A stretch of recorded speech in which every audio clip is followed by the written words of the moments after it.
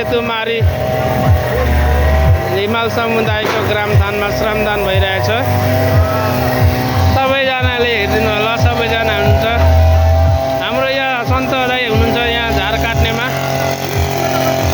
आज यो ग्रामथान समिति र श्रम सांस्कृतिक पार्टी दमकता समितिको संयुक्त कार्यक्रममा श्रमदान भइरहेछ र आज सबैले यस सरसफाइ अभियानमा जोडिनु होला।